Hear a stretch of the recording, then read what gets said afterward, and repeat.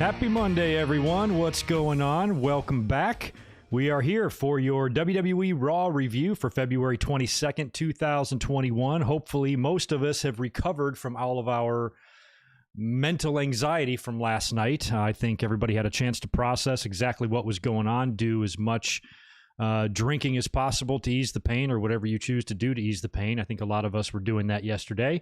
And we had a chance to kind of regroup ourselves and come back tonight and see exactly what kind of a direction WWE is going in for WrestleMania now that The Miz, of all fucking people, is your WWE champion. And based on the outcome of the main event on Raw that we just saw a minute ago, I'm liking that direction a lot. You guys who have been listening to this podcast for a while, you know I have had a raging mega huge hard-on for Bobby Lashley for quite some time now, and I've been calling for his long decade overdue mega push to the main event picture, and it looks like we might be on the cusp of that now with a big clean victory over Braun Strowman at the end of Raw in a match that I was just assuming was going to end one of three ways, either with Strowman getting added to the triple threat, with somebody cheating and costing Lashley the victory, which I really did not want to see. I want him to remain as protected as he's been for the past 6 months, or with Drew McIntyre crashing the show or crashing the match and then sticking the Miz in a really fucked up situation where he's going to be involved in probably a four-way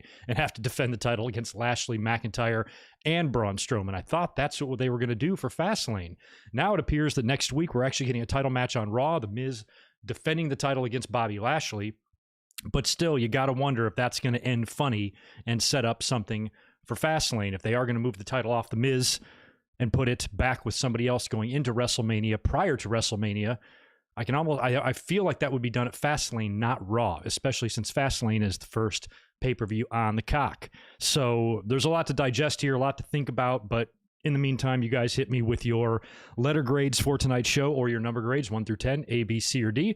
Let me know what you thought about the show overall. For me, it was largely boring, like most Raws tend to be these days, but I got to tell you, I was at least somewhat intrigued about where they were going with the whole Miz situation, and they did have a pretty big stipulation in that main event. But in terms of what, you know, the end game is going to be here for all that, that's what we're going to try to discuss tonight. And I have one big monumental question for everybody, because I didn't see anything announced on social media, although I didn't look, so I might have missed it. But where in the blue hell was Drew McIntyre? You would think after being fucked over out of your title like that, you might be a little bit perturbed about that and might want to show up on Raw and do something about it. The fact that he didn't show up in the opening segment or the main event, I hope they announced something earlier on in the day, like McIntyre wasn't there, McIntyre wasn't medically cleared, or something like that, to at least keep him off the show. Otherwise, he looks like a damn idiot for not getting in the middle of that and saying, hey, I want my belt back. It was wrongly taken away from me, and that's horseshit. I want it back. I want to be involved in this. Adam Pearce was out there. Everybody was there making matches. So where the fuck was Drew? That made a little bit no sense to me. So it feels like they're maybe holding him off, like maybe next week he'll turn up and do what I thought he was going to do tonight. I thought for sure he would crash that Bobby Lashley and Braun Strowman match, DQ the whole thing, and then Pierce would be like, all right, fuck it, Miz, you got to defend the belt against all three of them. But now it feels like that's not going to be the case. Maybe McIntyre, they're holding him off for next week to crash the Miz and Lashley match, allowing Miz to survive and screwing over Lashley exactly like Lashley screwed over Drew, which then leads to some sort of a Fastlane match with either McIntyre taking the title or Lashley taking the title from The Miz, and then going on to have the match against each other at WrestleMania. So that's a question I would pose to you. Number one, who do you think will be champion going into WrestleMania, and who would you prefer? Because those could be two different things. What you want and what you think might happen could be different. So and I think it's kind of funny that we are all mostly ruling out The Miz. A couple of reports were circling today. One came from WrestleVotes, which generally they are pretty reliable, saying that as of right now, WWE's plans is not to have The Miz involved in the main event of WrestleMania, or in the title match at WrestleMania, but Bobby Lashley will. So that's apparently the plan. So assuming that The Miz coughs that belt up to one of those guys, who do you think the better guy is to be champion going into WrestleMania? I kind of think it's Drew. I kind of think, they took advantage of this opportunity to, number one, get that briefcase out of the equation. Now we don't have to worry about that at WrestleMania. Now that's not hanging over our heads. And it puts the title on The Miz for a small time to help with the promotion with the Bad Bunny shit.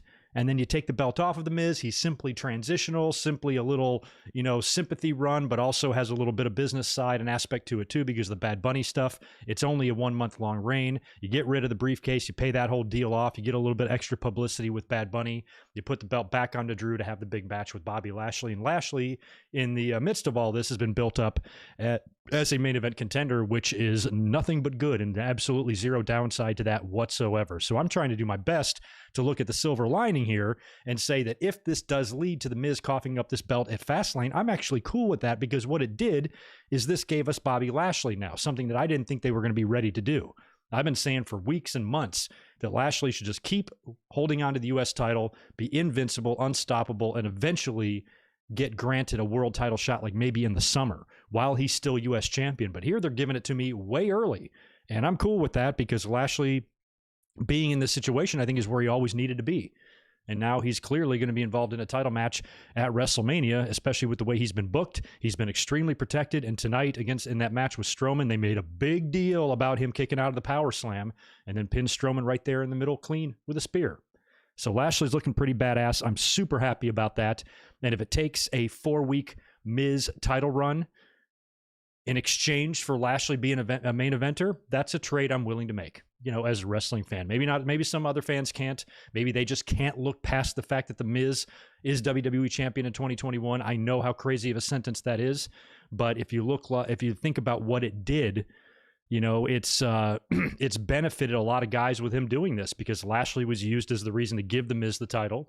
This is also going to do a lot for Damian Priest, who is now, got the cross promotion in the alliance with Bad Bunny, who's now going to have a little bit of an issue with the current WWE champion for a little while. All that's going to benefit Priest as well, and Bobby Lashley has been benefiting a lot from all of this. And if the price for that is a 1 month reign as Miz as WWE champion, as shitty as things have been in WWE over the past few years, this is, I can almost say we've seen worse. You know what I mean? Now, if Miz goes into WrestleMania like he did in 2011 at WrestleMania 27 and finds a way to retain this damn thing and hold it longer, then we've got a problem. We have a serious problem. But I think provided Miz coughs that thing up before WrestleMania, all is right in good mic work land, if you ask me. But that's still a ways off. We got a whole nother month until Fastlane. We don't even have any matches announced yet. And tomorrow we'll paint a pretty good picture of what they're going to do. Next week, next Monday, we'll paint a pretty good picture there. And that's where I would assume we're going to see Mr. McIntyre turn back up, unless he's been let go and he goes to Dynamite. Other than that, he better fucking be there next week, because where the hell was he this week, man? Anywho, how y'all doing in the chat? I want to say hi to everybody that's here. Crush from way back, and Sam and Melissa and Big J, Trey Williams and Richard Ryan, Crazy Deshaun, Reese is here, Reese Jones, Ungovernable, Marty, Life of Brandon in the house, JJ Legs, Sunny Man. Oh, I'm here. I made a comment too. Look at that. Antrim, good to see you. West Coast Jams and Joshua Aparicio. And Deshaun Robinson chiming in with $2. Good to see you back, man. Thanks for the super chat. Lashley will win the belt next week. Book it. Yeah, I mean, maybe. My gut tells me they somehow hold this off, because now Lashley is owed a receipt. He fucked Drew. Drew's going to have to fuck him. Now, I don't want to see Lashley get beat at all. I do not want to see his big black shoulders pinned to the mat at all anytime soon whatsoever. So next week, when and if Drew gets involved in that match, I just want it to be a schmaz DQ, something like that, to where The Miz just leaves champion still. Where Lashley completely destroys him and Drew just screws it all up or whatever. And then that's payback. Now you got the payback. Then they rebook some sort of a match at Fastlane, and it may very well be McIntyre against Miz. He was the former champion. He has probably a bigger case for getting a title shot than anyone. And you maybe make that match at Fastlane, not Lashley and Miz at Fastlane again, but make Drew and Miz, have Drew win the belt back, and then Lashley challenges him for it. And at least, as much as I like McIntyre, if they went through with that scenario and it's Drew as champion going into WrestleMania, then I'm rooting for Bobby Lashley. I'm actually rooting for Bobby Lashley either way in the scenario, whatever they do. But I think it might almost be better for McIntyre to go in as champion, because then you got to think, if with McIntyre as the challenger, that well, that would put Lashley over pretty strong. Like I said, he's already been booked well. He beat Strowman tonight. If he if Drew screws up the match at Fastlane and then they give Lashley a rematch at Fastlane, or screws up the match next week and they give Lashley the rematch at Fastlane, then he goes in as champion and maybe successfully defends. I almost feel like the other way around makes more sense, with McIntyre taking the belt into Mania, Lashley beating him, is what I hope. So either way, I'm not too devastated. I mean, yes, I'm freaked out. Don't get me wrong that The Miz is the champion. That's a very hard thing to get over. But if you really, really think about kind of the bigger picture here, there's some benefits to this, especially, like I said, if he coughs up the title. Good to see you in here as well. Did I see you, JC13? Not sure if I caught you. And Colin Sturcio is here. We got some C minuses, 8.5 for tonight. D plus, B minus, grades all over the place. C minus from Melissa, B minus from Spencer.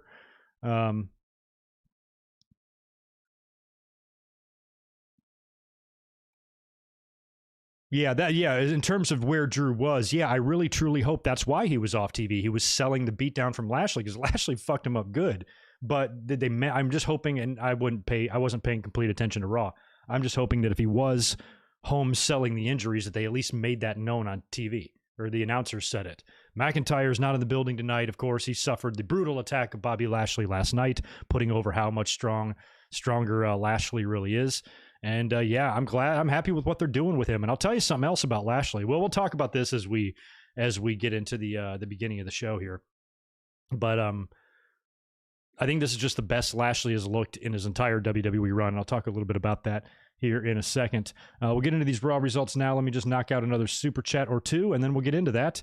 We've got K-Dogs Kennel chiming in with $5. Appreciate that, man. I'd love to see Drew go into WrestleMania 37 as WWE champion and drop the belt to Bobby Lashley. I feel the same way. Lashley is overdue, in my opinion. Yeah, I pretty much just said that a minute ago. I agree. What's going on? Dave Sims, he's here as well. So is Victor Colon. Big Glenn. Yeah, we had the Papa Shango curse. I think Alexa Bliss and The Fiend have been having a sleepover with Papa Shango. He's been teaching them some things because Randy Orton was just spitting up some black ooze tonight on Raw. We'll talk about that too. And appreciate the nice $9.99 drop there by Deshaun Robinson. Thanks a lot, man. Lashley wins next week. McIntyre returns after the match, confronts Lashley, gets ambushed by Sheamus, and at Fastlane, Bobby Lashley versus The Miz title rematch. Drew versus Sheamus versus Lashley, or Drew versus Sheamus and Lashley versus Drew at Mania. Okay, yeah, that's one way to go. For sure, if Sheamus is going to get back involved in this thing, he did get back on the winning track tonight, beating Jeff Hardy. So we'll see what they have planned for him.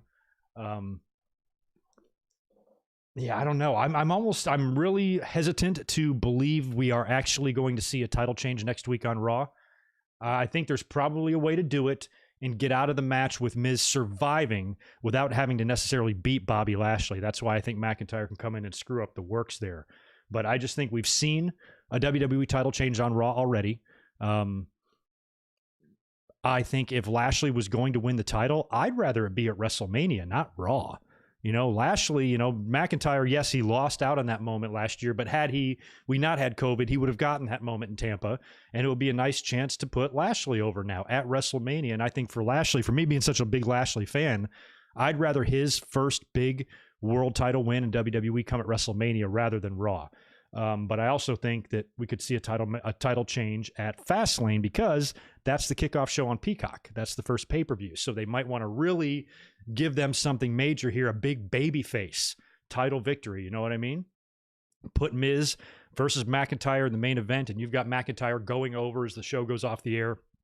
Big title celebration and a big setup of some kind for WrestleMania that now is the pay-per-view after that. So that might be a good thing to have up there for these new eyeballs that could potentially be watching on the Peacock network. So I kind of feel like it's McIntyre. If anybody's beaten Miz before WrestleMania, I think McIntyre's the better choice. I think Lashley's the better choice to win at Mania because I think that would be better for him and be a more career-defining moment for him than just doing it on Raw. That's just my opinion, though. But we'll see. A lot of this got kicked off, too, in the opening of the show. Should mention that, by the way. The Miz opened up the show. John Morrison introduced him from the ring. Miz comes out. He's got that title, which is just still surreal to see across his shoulder. And he gets on the mic, talks his shit, of course, and he's talking about all the fans that said he would be fired in 3 months when he first got there. I might have been one of those fans. I was kind of surprised. I'm like, what, that fucker from the real world? You know, and then after a couple of years, I'm like, you know what? He's not half bad. He's not great, but he's better than I thought he would be. So Miz rubbed that in a lot of people's faces. 16 years later, he's here. After people said he was going to be fired. This guy is a two-time Grand Slam champion, which is just fucking incredible. So that's not to be discounted either. And he goes on, of course, to suck his own dick a little bit, says that he's better than all the greats, including Edge and Cena, Batista, and Bobby Lashley. Throws out Bobby Lashley's name as well, and I believe Drew McIntyre, and that's when Bobby Lashley comes out. So we knew that based on what we saw last night, some sort of a deal was struck with the Miz and MVP, and we talked about that last night, what it was going to turn out to be. We were probably going to learn the terms of said deal tonight on Raw. So Lashley comes out, he's got MVP with him, and that MVP reveals that the Miz does owe Lashley a debt because Morrison, who was in that United States Championship match, that should have been a tip-off when Morrison won that kickoff and got inserted in the match. We all were like, that's a random choice. Not so random when you look at it. It set up a lot of this, put a lot of that stuff in motion. So that was a cool Morrison tie-in there. The fact that he was involved in the U.S. triple threat and got beat and cost Bobby Lashley his championship. So they made a business arrangement for Lashley to put the belt on the Miz, and he's going to have to repay that debt in the form of a championship match. So Miz is like, yeah, but there's just no time. You know, I'm WWE champion now. I got to go on all these talk shows and do all this media, and I've got to travel, and you know, they got me working, 24/7 here. There's just no time right now to give you a championship match, which I thought was funny. And Lashley really didn't stand for that. Wound up grabbing the Miz, pulls him close and basically gives him an ultimatum and says, you have 1 hour to give me what I want. So he's basically giving Miz 1 hour to give him a championship match, and if not, he's going to kill the Miz. So the countdown was on for the Miz. At the top of the next hour, we were going to find out what was going on there. So kind of fast forward to that later on. We'll fast forward to the top of the hour so we can stay on the subject here. But the time is up. We get Lashley and the Miz and Adam Pearce in the ring. Now, earlier on backstage, the Miz was actually complaining to Adam Pearce a little bit about everything that's going on, how he's got his back up against the wall and everything. So Adam Pearce looks to be willing to do something about that. You got Lashley out there. Miz, he comes out first. Miz then makes his entrance. Now, Lashley's dressed to fight. And, he told Miz, you better be ready to fight or it's going to be a problem for you. Miz winds up coming out in a suit. Lashley looks all pissed off that Miz is not dressed for competition, and tells the Miz that he needs to stop wasting his time. And the Miz is insistent, I just need more time. You'll get your title match. I just need more time. He doesn't have any other explanations for anything other than he just needs more time. He kept saying that shit over and over. And that's when Braun Strowman's music hits and Braun Strowman comes out there. So we've been wondering about him. He's made his presence known in the past few weeks, and he was left out of the Elimination Chamber deal and all that. So he's pissed, and he's another guy that I could kind of see, or I could see prior to tonight, being in the title picture of some kind at WrestleMania. You got the big marquee one-on-one on SmackDown with Roman and Edge. You might be looking at some sort of a three-way or a four-way here for WrestleMania on the Raw side. That wasn't really my first choice, but I was thinking that we could possibly see that. And when Strowman came out, I'm like, oh God, he's going to get involved in this. They're going to they're going to make some sort of a match where the winner faces the Miz or something. And then Shane McMahon comes out. And I think the Shane stuff is really interesting because his presence has been so baffling and so unnecessary and so confusing. The only thing I can think of is that they're gearing him up for some sort of a match at WrestleMania. He had that little confrontation with McIntyre a couple weeks ago when he announced the Elimination Chamber match. And McIntyre was like, hey, I thought with all of our history, you'd, give me a little bit of heads up if you were going to put me in a huge match with those terrible odds like that, and kind of expressed a little bit of displeasure with Shane McMahon. I'm like, are they planting the seed for anything there? Now you see what McIntyre had to go through last night, and then he wins and then gets fucked over anyway and loses his title. He still might blame Shane McMahon. And I think Shane McMahon might have a match either against Drew McIntyre at WrestleMania or perhaps Braun Strowman as well, if Braun Strowman figures out a way to blame Shane for anything. So anyway, in the midst of all this, everybody's out there now. Shane McMahon and Adam Pearce, start talking. They basically decide that Bobby Lashley will get his title shot against The Miz next week on Raw. So that's set. Miz survives this week. He doesn't have to defend the title, but he will have to defend it next week. And then they make a match later on. Strowman's like, well, give me the challenger if I can't have a match against the champion. So they book in the main event later on, Bobby Lashley versus Braun Strowman, with the stipulation that if Braun Strowman wins, he'll be added to the match next week, and it will become a triple threat. And the look on the Miz's face was priceless. It was a very Miz girl type of face when he realized how screwed he could be. So anyway, that's all made for next week, and that's the main event match for tonight. And during all of this, I was like, where is Drew McIntyre? Does he care? But again, he took quite a beating from Bobby Lashley last week, so he's selling that. And at the end of the day, that's probably the right call. I just don't recall them saying anything about that. But anyway, fast forward now, of course, to the main event. We talked about that. We've got Bobby Lashley taking on Braun Strowman. I thought for sure this was going to end funny. I thought for sure this was going to end with Braun Strowman getting in the match or with McIntyre coming out and cleaning house. But in the end, none of that happened. Braun Strowman was able to hit the big power slam onto Bobby Lashley, and he kicked out. Announcers really lost their shit over this. They were clearly instructed by Vince and Kevin Dunn to sell the fuck out of the fact that Bobby Lashley kicked out of the power slam, which they did. He then recovers, hits Braun Strowman with a spear, and just pins him and beats him clean, which is the absolute best possible outcome I could have asked for in that match. That's exactly what I wanted. I am a believer now. They are truly pushing Bobby Lashley, especially if you trace all this back now and see how Lashley has been presented for the past 6 months. It's been strong as hell. And that's awesome. He built up his momentum and gained wins, and he's been pretty unstoppable, and nobody's been able to beat him. And, now he could very well become a big deal. And I think a lot of that is due to the fact that they really found their niche with him in the Hurt Business. And I think the MVP pairing worked out perfectly. They are good together. The Leo Rush stuff, that didn't match. Everything else they've tried to do with Lashley before hasn't matched. We've even talked in the past about Lashley becoming a Heyman guy. And when you look at MVP, he's amazing in his role. He's a businessman. He's great on the mic. I think we could use another Paul Heyman. I think if Lashley winds up winning the title, I think MVP should stay with him indefinitely and be his, not his mouthpiece, but be his advocate, kind of like Paul Heyman is. Because when Lashley was cutting that promo with The Miz tonight, and he was saying, you're gonna be the star of another reality show, the How I Got Sent to the Hospital by Bobby Lashley, or whatever he was saying to him there, it was a little cringy. He's not the greatest on the mic, but neither was Brock. And Brock was believable as hell. So if you put somebody like MVP with him, since they've put those two together, it's worked wonders. And I think MVP should be, Bobby Lashley's indefinite manager, advocate, sidekick, whatever you want to call him, because I think he would be great in the same role that Paul Heyman plays with Roman Reigns or with Brock Lesnar. And imagine if we get all the way to November of this year, and both guys might have won and lost the title by now, who knows? But if we get to November and you got a Bobby Lashley champion on Raw and a Roman Reigns champion on SmackDown, and we go into Survivor Series, that's going to be some fun promos. Could you imagine the dynamic between Roman and Heyman and MVP and Bobby Lashley?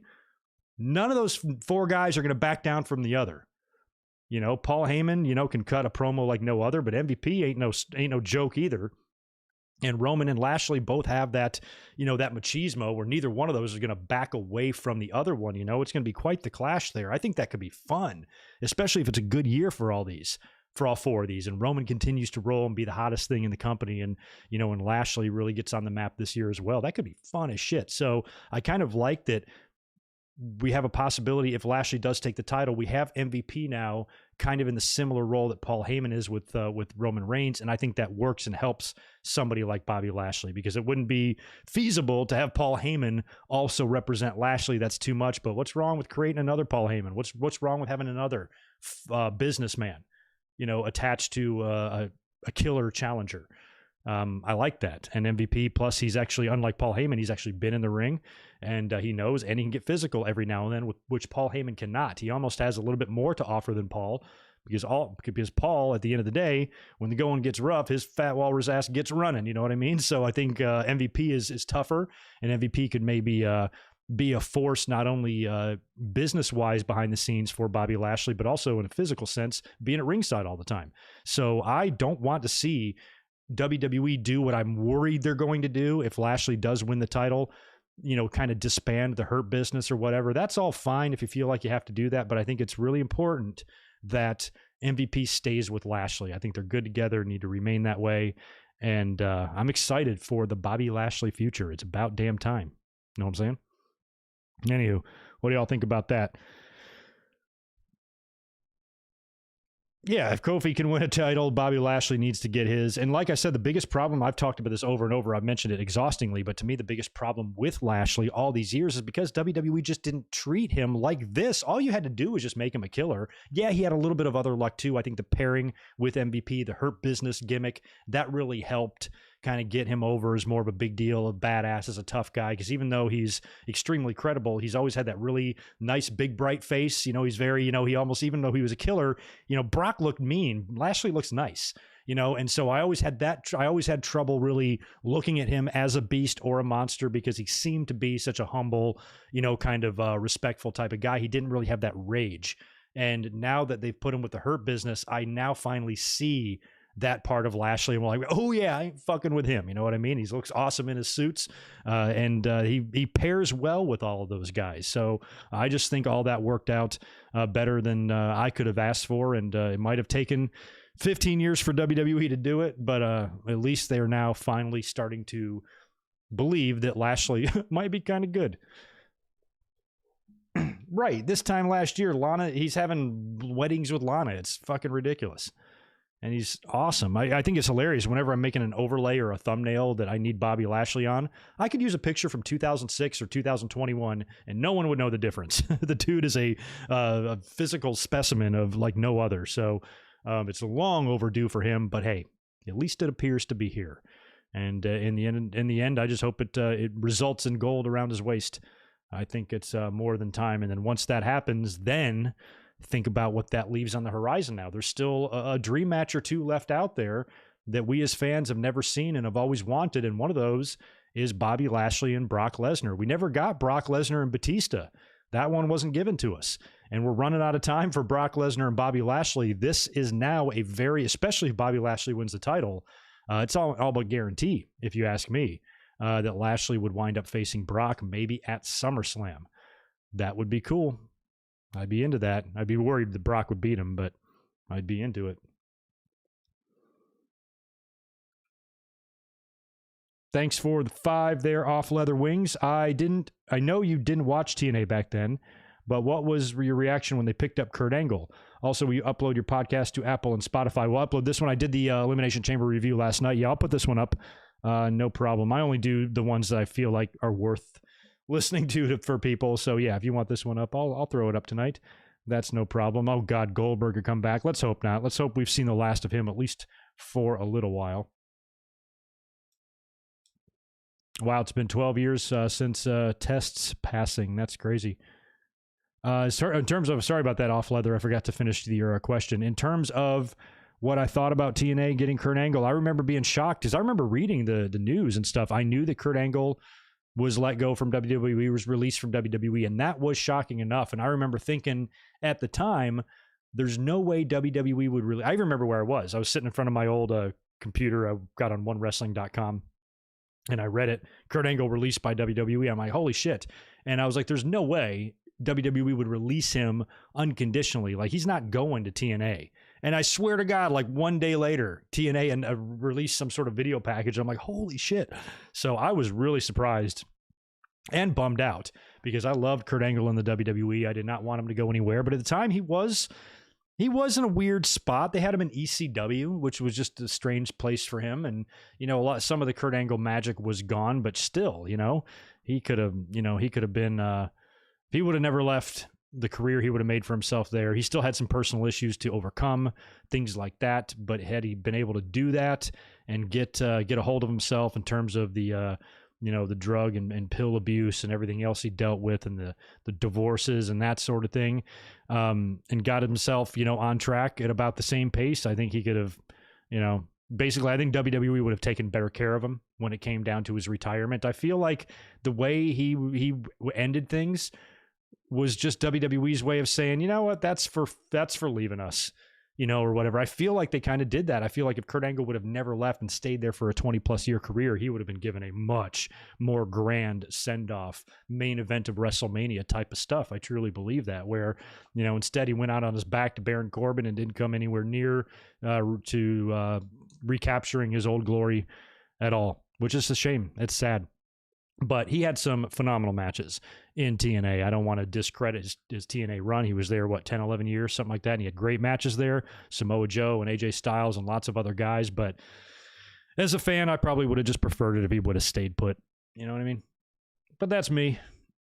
That's me. Let's get back to the Raw results. I wanted to just kind of knock out all of the main event situation stuff altogether. So we talked about the opening segment with The Miz and Morrison and Lashley and all those guys. And then we talked about the top of the hour, Miz's big ultimatum, and Strowman coming out, Shane coming out, making the main event match with the triple threat stipulation, and all the way to the main event with Lashley winning, beating Strowman clean, and now earning his right to face The Miz all by himself tomorrow. Or I keep saying tomorrow, next Monday night on Raw. And you got to think that's when we're going to see McIntyre show up, is next week. So I think if you ask me, my prediction is Drew McIntyre pays Lashley back for Lashley screwing him over at Elimination Chamber.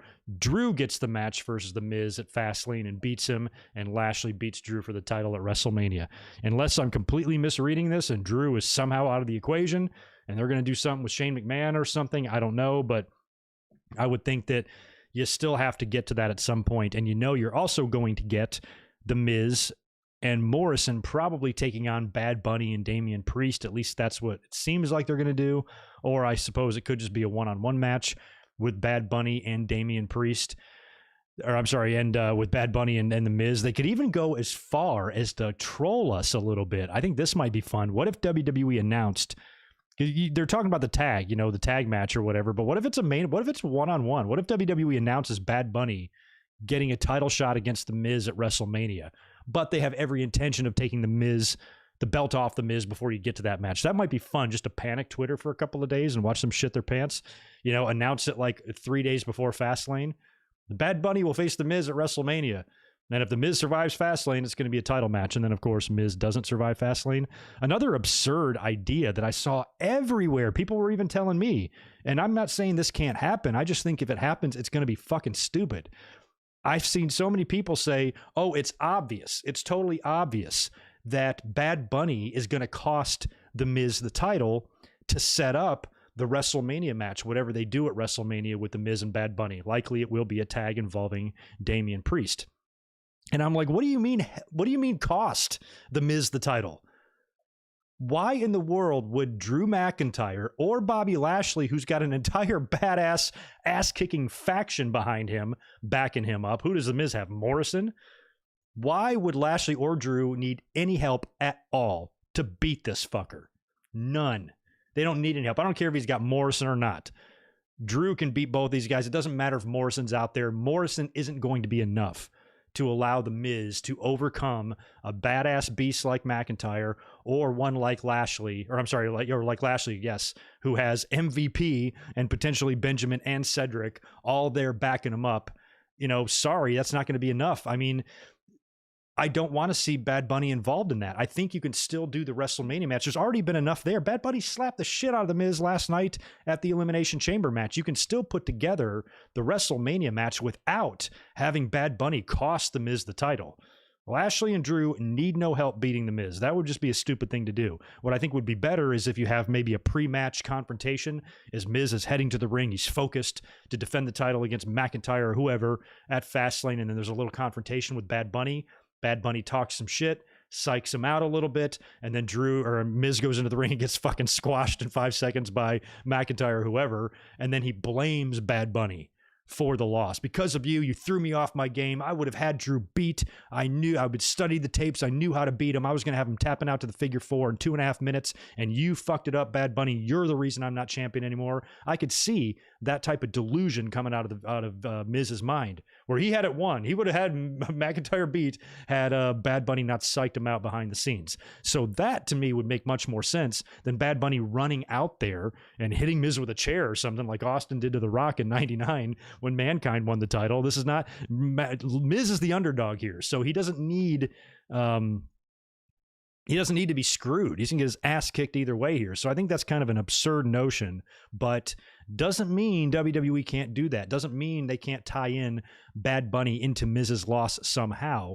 I just think him interfering on Lashley or McIntyre's behalf would be really dumb and unneeded. You can do it other ways and still get to that. Or you can just have Miz get beat, and as he's stumbling around backstage, Bad Bunny comes up and starts laughing at him, and then they start brawling, and there you go, match made. Nobody's got to cost anybody a title. It's fucking stupid. So I just think that the Miz Bad Bunny stuff can happen at WrestleMania without any sort of screwing of the Miz out of the title, because I don't want to see Bobby Lashley win the WWE title with help from Bad Bunny. That doesn't make any sense at all. So no, I'm very, very, very much against that, if you can't tell. Oh man, Bad Bunny winning the title, we would have gone full David Arquette, but not really, although David Arquette's pretty cool. But hey, you got to give credit to Bad Bunny. Hulk Hogan once appeared on Saturday Night Live, and he didn't bring his championship with him. You know who did? Bad Bunny did. So did Triple H, because they have respect for the business. That's why. So I'm team Bad Bunny. We do not trash Bad Bunny on this channel, even though I still have never heard any of his songs and still didn't know who the hell he was 3 weeks ago. I got his back. Got Bad Bunny's back over here. Let's talk about a really good match. First, in-ring match that we got on the show tonight. Brand new United States champion Riddle taking on John Morrison. Now, backstage, Riddle was hanging out with the Lucha House Party, and he's just rambling like always, and he talks about the belt. He's like, yeah, see this eagle right here? I'm going to name it Travis because I have a friend named Travis. What a fucking idiot. And then he goes to the ring to have his match with Morrison, and at first, I'm kind of being cynical about it, and I'm like, you know, this match, instead of being on a bottom of the hour, mid-card, throwaway Monday Night Raw match with a commercial break or two, this match in another promotion's ring would be amazing. But you know what? It was amazing in this ring too. They surprised the hell out of me. Did not think WWE would give these guys that much time or even make this match that significant on the show, but they went out there and kicked ass. This was really good. Saw a lot of great moves by Morrison, who just really felt like he was out there spreading his wings. Great type of spinning plancha type of deal he did over the top rope that was just smooth as butter. And I didn't even know that middle rope Spanish flies exist. When the hell did wrestlers start doing those? Regular ass Spanish flies blow my fucking mind. And Morrison hit Riddle with a middle rope one. I have never seen that before.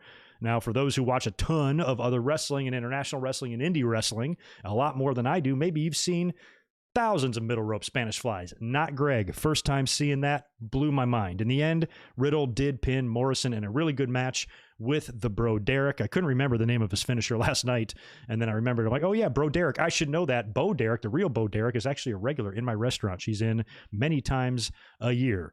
And that was a really good match. Riddle, of course, should get the victory there. He did, and it wasn't a title match, but man, that really exceeded my expectations. I liked it a lot. Good match by both guys. Thumbs up there. Right after that, we got a vignette or a little promo spot announcing Rhea Ripley's eventual debut on the Raw roster. So it is official now. She will be coming to Raw. I had all sorts of plans for Rhea Ripley prior to the Royal Rumble. I had a scenario of her winning the Elimination Chamber and getting a chance to face what would hopefully be Charlotte, because I thought Charlotte would beat Asuka between now and WrestleMania, become champion, and then go, and maybe we can get that rematch between Rhea Ripley and Charlotte from last year, and Ripley can get the title back or get the win back and win the title in the process. That was my whole plan for Rhea Ripley. I don't think they're going to have time to put all that together now, and I don't know how they're going to bring her in officially, or I certainly don't think they're going to run all these vignettes and then bring her in after WrestleMania. She's already been on the main roster a couple of times. She had a WrestleMania match last year. There's no reason to drag this out. So I'm hoping that maybe at the very latest, she maybe has a match at Fastlane or something, like her debut match on Raw, and wins. And, in terms of what she does at WrestleMania, I would really like to see something go down with her and Charlotte, as Rhea says. And we'll be talking about Charlotte here in a minute because some interesting shit involving her going on as well. But anyway, it's not exactly how I envisioned Rhea Ripley turning up on the Raw roster, but hey, at least she's there now. It's official, and WWE remembered that she existed. That's good. After that, we go backstage to Bad Bunny, who is, of course, like I said, the 24/7 champion. He's back there with Damian Priest. You got R-Truth hiding in the background, which is pretty funny. And Priest is like, Truth, we can see you. He's like, oh, man, come on. I just want to get an autograph and I guess for Bugs Bunny. And Priest even corrects him. He's like, it's Bad Bunny, not Bugs Bunny. He's like, oh, man, well, I forgot my pen and my backpack or whatever. And he tries to like kind of explain it away. He was trying to sneak up and win his title back. And when Priest tells him that his name is not Bugs Bunny, it's Bad Bunny, he goes, oh, my bad, Bunny. I love R-Truth. Why can't he be president? You know what I mean? After that, we had Miz. Oh, I've talked about that already. We already talked about the whole Miz and Strowman shit and all that stuff. Next match was the New Day taking on Retribution members T-Bar and Mace. And this was interesting because Kofi pinned T-Bar to win the match. I believe there was some miscommunication there involving Ali. He kind of fucked up a little bit, I think. But then after the match, Ali gets all pissed off and he starts yelling at all the Retribution members. Now, we've already seen them do this to Mia Yim.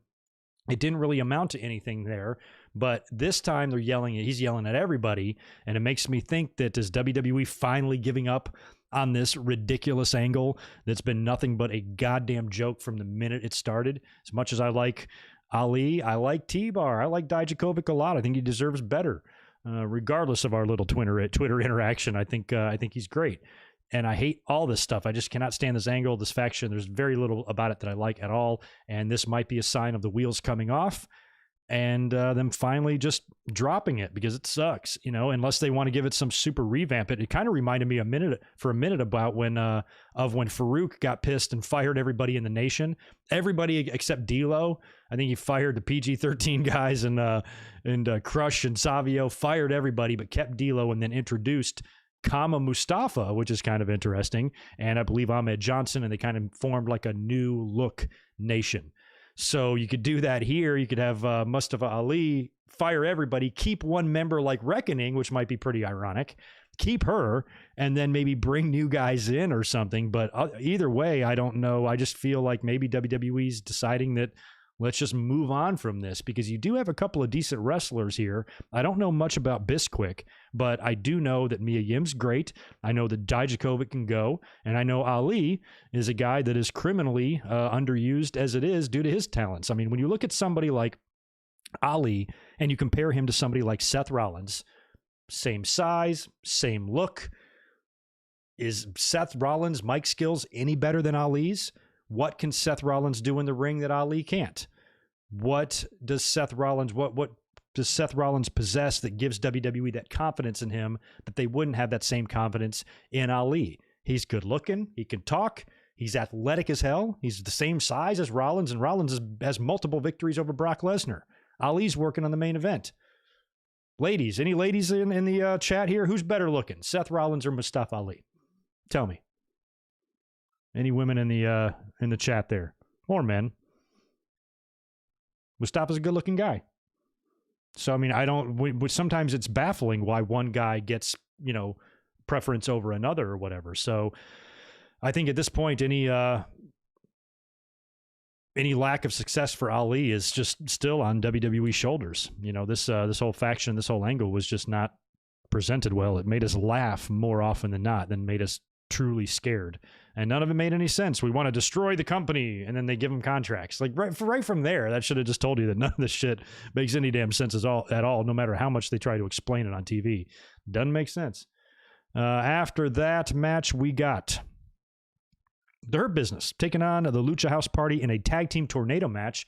So again, this was not a championship match, but it was a good match, and the Hurt Business did get the victory there. It didn't look like too many crazy things were happening between Cedric and Shelton, although I think a couple of looks did. All in all, though, the Hurt Business remained strong. This was a good night for the Hurt Business. I believe MVP was on commentary for this match, so all that was fantastic. We then have a match with Damian Priest against Angel Garza. Bad Bunny gets his own entrance now, his own entrance with Pyro before Damian Priest comes out. So that was pretty interesting. I'm sure that made the fans very happy on the Twitters. And beats Angel Garza rather handily. 10-minute match, maybe, something like that. Damian Priest beats him with, is it the Reckoning? Is that what he calls his finisher there? There's so many guys that have like that Sister Abigail-ish type finisher. I think his is the Reckoning. And after that, after the match, Bad Bunny is able to fend off a 24/7 attack from all the jobbers, and they make an interesting point here that it's going to be really hard to take that belt off of him with Damian Priest fighting everybody off for him. So he's got some pretty good protection at this point. I kind of hope that it's going to be like Tozawa or something that beats Bad Bunny and then Truth can beat him. But I want to see I'm okay with them keeping the belt on Bunny for a couple of weeks and just watch how many times and watch the different things R-Truth tries to do to disguise himself or hide. I think that can be fun. And I'm a fun guy. I want to see that. After that, we get a Randy Orton promo backstage. Now, they talked a lot about his elimination from the Chamber last night and that he was going to address his issues with Alexa Bliss. And he's basically just backstage cutting the promo to the camera and talking about how he was the first one eliminated last night. We talked about that. We had all sorts of Fiend shenanigans booked. I had that motherfucker coming up through the ring. I had him showing up in the pod with Randy Orton and choking him out. I had the lights going out and Randy Orton disappearing. I had all sorts of funny ideas for what they could do last night. They didn't do any of that. Randy Orton just got straight up eliminated by Kofi Kingston, and that was baffling to me. But tonight, they kind of made it make sense a little bit, and the fact that Randy Orton is so distracted by all of Alexa's shit, you know, all the crazy stuff she's doing, like last week when she was all in the Thunderdome and then she was in the like pentagram there or whatever, some seance and candles and everything, and freaking out Randy Orton. And Randy Orton says that, you know, the reason he was eliminated is because he was distracted. He's got this big distraction right now. And last time he was distracted, he burned that distraction completely to the ground. He's done it a couple of times. He's always eliminated the distractions. And his current distraction isn't with the Fiend. It's with Alexa Bliss. So he basically teases that he's going to eliminate this distraction, which could be pretty fun. I like the fact that Randy Orton and Alexa have become the focal point of this feud. And it gave me this idea that in terms of WrestleMania, because we know we're going to get the Fiend and Randy Orton, and we've all been speculating, when will the Fiend turn up on TV again? When we show up on Raw? What pay-per-view will he arrive on? What if he doesn't show up at all until WrestleMania? We don't get a look at Wyatt's new look or his repackage until match time. You can actually get away with that here because you have Alexa Bliss to do the legwork in the build. It was tough to pull this off. In 2004 at WrestleMania 20 with The Undertaker, he had to do all of his build with lightning and effects and maybe his voice over the loudspeakers or something on the Tron. A lot of that was visual, and it was like magic tricks that he was using to fuck with Kane when we all knew it was going to be the Dead Man, but we didn't see the Dead Man until WrestleMania. You can do that here with the Fiend, and you can still build it, I think. I think Alexa Bliss can be the centerpiece of the build there, unless you book Randy Orton and Alexa Bliss at WrestleMania. Suppose you could do that. But when you think about this long term now, we've all been speculating as to when we will see the Fiend show up, and I think maybe WrestleMania could be a good spot for that. That's when we will see him again. And it was similar. They've done this a couple of times. Did they do it on... No, I guess he came back sooner when The Undertaker was burned up at the Royal Rumble. He was back quicker than WrestleMania, but I'm thinking of WrestleMania 20 when, you know, they had to do all that build without us even seeing him for a few months. So I think now that is the likely option here. I'd kind of be okay with seeing that. If they saved the big reveal, if they saved the new look Fiend for WrestleMania, I'm kind of hoping for that. So we'll see what happens in the future between Randy Orton, and you know he's going to have something to say to Alexa Bliss because she's pulling some voodoo magic on him, and I guess she's been hanging around Papa Shango because in the middle of Randy Orton's promo, he starts just coughing up or spitting up this black ooze, and it reminded me a little bit of Papa Shango. I think he had some black liquid running down the Ultimate Warrior's face one time. He made him throw up, I think, as well. So all this stuff starts coming out of Randy Orton's mouth, and he's all freaked out. He's looking around. So that's pretty cool. They're playing some serious mind games with him here. And now it looks like his main goal is to target Alexa Bliss. So maybe he spends the next few weeks chasing Alexa Bliss or dealing with these mind games or whatever. And maybe on the go home show or something like that, or leading up a couple of weeks, get to WrestleMania, maybe after Fastlane, he finally gets his hands on Alexa Bliss, does something to her that brings the Fiend somewhat out of hiding and makes the Funhouse match or whatever they're going to do at WrestleMania. We don't even know if it's going to be a Firefly Funhouse match. It could be something completely crazier than that, because I almost don't know if the Firefly, well, I guess I shouldn't say that. The Firefly Funhouse in the spirit of last year, I'm not sure would work. There was a big chunk of the Firefly Funhouse last year that was fun-loving and funny and lighthearted and shit like that. But the feud and the angle between Cena and The Fiend was pretty weak. They didn't do a whole lot to build up to that. It was just simply a challenge and an exception and all that. Here, these guys are burning each other up and shit. So I think maybe the match needs to be a little bit more hardcore, and I don't think Randy Orton needs to come out there dancing around in his Mr. Muscleman t-shirt or whatever John Cena and The Fiend were doing last year. So we'll see whatever match that leads to, but I think having The Fiend just hold off and show his new look off at WrestleMania would be a fun option there. Before we get into the next match, I'll cruise over here, knock out a super chat or two. If you are here hanging out in the chat room, I would appreciate a thumbs up and a like. And if you're new, make sure you subscribe. I'm here all the time, and we got a lot of 3-day weekends coming up here between now and WrestleMania. I will be up here this coming Sunday for a WrestleMania 17 watch-along. That's going to be fun. Okay, I guess I'm only missing a couple. Pedro Velasquez, appreciate the $5, man. Hey, do you think Edge should beat Roman at WrestleMania? I understand that Roman is doing his best character work, but I really believe Edge should win. I've talked about this. I talked about this before Royal Rumble. When I predicted Edge to win the Rumble, I said if he does go to WrestleMania to face Roman Reigns, at least right now, they might change my mind. I thought Edge looked great last night with the spear and the challenge to Roman, so my mind could change. But as of right now, I'm still of the belief that Roman Reigns should beat Edge at WrestleMania. And the reason for that is because, fans claim they want this when shit doesn't go their way, but I'm not sure if they really believe it in their heart. They claim that they want things to make sense. Well, what makes sense? What makes sense about Edge beating Roman Reigns clean? This is a guy that's, approaching 50 years old. He's been out of the ring for 11 years. He's got a surgically repaired neck. He's already missed, a year to a triceps. He's banged up. He's weathered. He's old.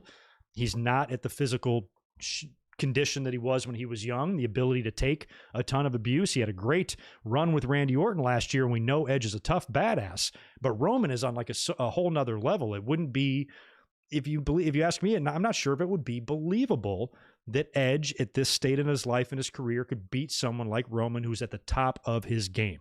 So I think if Roman, if WWE, excuse me, wants to make Roman as strong of a character as they did Brock Lesnar, you got to remember Brock Lesnar took on Roman Reigns at WrestleMania 34 in the main event when everybody thought that Roman Reigns was just going to win and WWE was just going to put the belt on and fuck the fans and all that stuff. And what happened? Brock Lesnar beat him. Conor McGregor's big comeback fight a couple of months ago that did all these UFC pay-per-view buys. It was underwhelming, got his ass kicked. Sometimes you don't get the fairy tale ending. So I think it would make more storyline sense for Roman Reigns to overcome this, especially with some of the things that Edge is saying to Roman. Edge's experience is really going to help him hold his own against Roman Reigns, by psyching him out. I loved what he said on SmackDown last week. He goes, "You snapped last week." He goes, "I haven't even applied any pressure on you, and you're already snapping. What are you going to do when I really put the heat on?" And I like that he's not intimidated and he'll pick his spots. He invented half of the opportunistic things that heels try to do. He knows where they're coming from. He can see them coming. His head's on a swivel. He's smart, and he showed that last night, picking a spot. Got right in the ring, speared Roman Reigns, gave him his receipt, even put his hands behind his back when he talked to him. Wasn't that a nice touch? Loved all that. So Edge is not playing any fucking games with Roman Reigns. So I trust a little bit more that Edge has a chance, but I still think at the end of the day, it would mean a lot for Roman Reigns and his status and his character to beat Edge. And if you're someone like Edge, I'm all for a nostalgia run. Not that he still can't have that, but coming back after 11 years and putting over the hottest thing in the company isn't really a bad thing. You know, and if I'm in Edge's shoes, I'm honored to do the honors for Roman, you know, but we'll see. That's just kind of one person's perspective. I could be way off on this. They might give Edge the moment, and there'd be nothing wrong with that either. For him to have that big comeback, glorious story moment, I'm sure I will shed a tear if that happens. But I also think that a realistic booking of the match isn't necessarily a bad thing either. And there would be nothing wrong with Roman just straight up beating him and moving on. Know what I'm saying? Joshua, good to see you back as well, man. Appreciate the $5. Bad Bunny versus R-Truth, 24/7 title main event at WrestleMania. Can you imagine R-Truth saying that he is main eventing Mania like his idol John Cena? That would be hilarious. I don't think we're going to... WWE's that crazy. They're crazy, but I'm not sure if they're Bad Bunny versus R-Truth for the 24/7 title in the main event of WrestleMania 37 crazy. I don't think so. Good to see you in here. Great 78. Laura Patterson, yoy, how are you? Gamer Kid Harry is in the house as well. K-Dogs, Kennels back, Epic Boy, TV Ninja. Thank you for being here. Drew, turning back into heel, maybe. We'll see. Where'd we leave off on the Raw results? Oh, yeah, we got a lot to talk about here. So we have a tag team match. This was announced earlier on in the day, and it was a match that I thought made no sense, and we don't need to see. Nia Jax and Shayna Baszler are taking on the team of Asuka and Charlotte again. So Asuka and Charlotte, in my mind, have got no real reason to be teaming up anymore at all. And they're facing the tag champs. It's not even a tag team title match. And I'm like, all right, they're going to set something up here.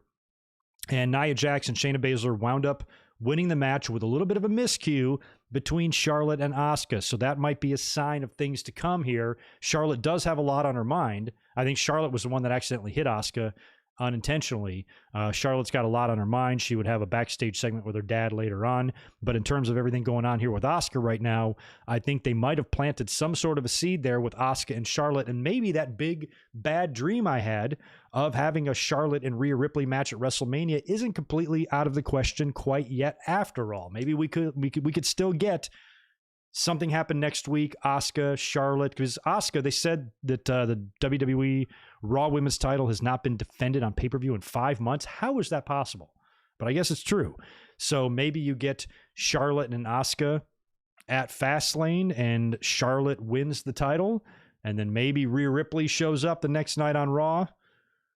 I'd hate to have Asuka be the odd woman out here, but maybe Rhea Ripley shows up and maybe she battles Asuka. The winner's going to face Charlotte at WrestleMania or something, and Rhea wins and then goes into WrestleMania to take the belt from Charlotte. Don't know where that would leave poor Asuka, if you ask me. If Asuka has held the title all this time, then she deserves to at least be in the title match at WrestleMania. So maybe we get a three-way, Asuka, Charlotte, and Rhea Ripley, or the seed that was planted tonight was not for Fastlane. Maybe it was for WrestleMania itself, and we get that Asuka and Charlotte rematch from a couple of years back. And who knows, maybe Asuka will actually retain there. Probably not, but maybe.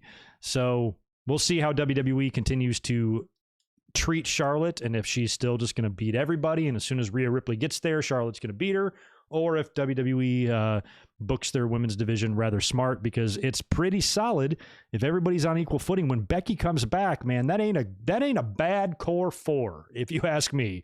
Asuka, Charlotte, Becky, Ripley.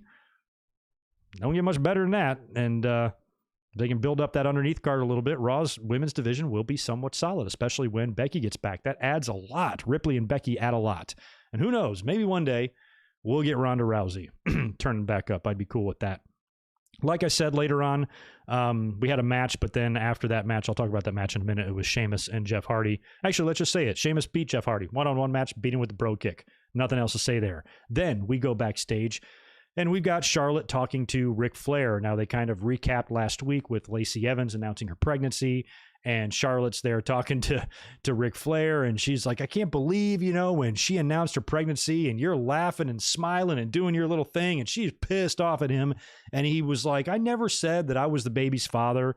He goes, I saw something in her. I saw potential, and I wanted to help her. And Charlotte was like, you see a lot in a lot of blondes, which I thought that was a great line. And he goes on to even kind of take partial credit for Charlotte's success. And I liked Charlotte's argument here. She was like, Dad, can't you see what I'm doing? I'm busting my ass out there to try to protect and protect the Flair name and let it live on. excuse me, clear my throat.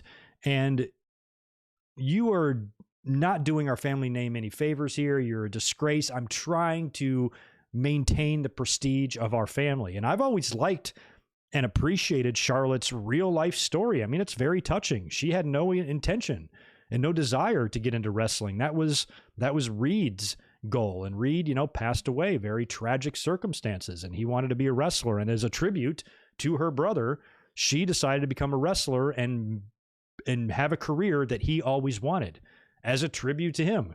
If my sister did that for me, I'd have to be dead, but I wouldn't even know what to say. That's just a beautiful tribute from a sibling. So Charlotte's real life story is touching, and I think it's admirable and respectable that she put everything into this. It's not like we heard about. I have a mutual friend with Charlotte. I actually know one of her volleyball teammates from Appalachian State, and there was never any indication at all that Charlotte wanted to become a professional wrestler or anything like that. She did all that for Reed. So that's very cool. And so you can kind of see it or you can hear it in her voice a little bit when she talks to Flair about this stuff, saying, I'm out here killing myself, for this family name. And here you're undoing a lot of the work that I'm working so hard to do. She actually kind of has a point, and I like that. Where all this is going to lead, I have no idea, because now with Lacey being pregnant, it fucks up whatever they had planned. I don't know what the end game here was. I was thinking that it was possible that Lacey was going to beat Asuka for the title, and then you do Lacey and Charlotte at WrestleMania with Flair in the middle.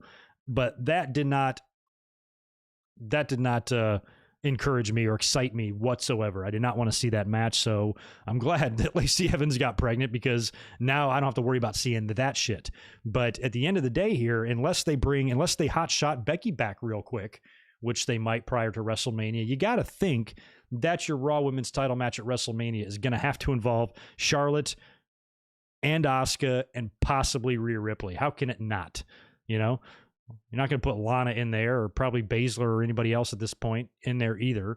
So I think it's going to have to be a combination of those women. So we'll see where that leads. Speaking of the women's division, we also had Lana and Naomi defeating Mandy Rose and Dana Brooke. Didn't watch a minute of this match. I used this time when it started to go do some laundry in the other room, so I completely missed it, but I did write down the result. My girlfriend told me that Lana and Naomi won, so if she's wrong, direct your hate tweets to Elizabeth. AJ Styles defeated Ricochet after that. What can you say about that match? Awesome, AJ Ricochet, but was there any real doubt who was going to win that one? Omos was on the outside of the ring, being all badass as well. In the end, AJ beat him with the Styles Clash.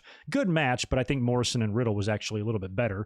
And then, of course, we had the main event, which we already talked about, with Bobby Lashley defeating Braun Strowman, and now that gives him a chance to face The Miz next week, all by himself for the title. And I would bet my middle nut that Drew McIntyre is going to come out there and repay Bobby Lashley for what he did to him at Elimination Chamber, hopefully setting up a match at Fastlane that leads to a Drew and Lashley match at WrestleMania.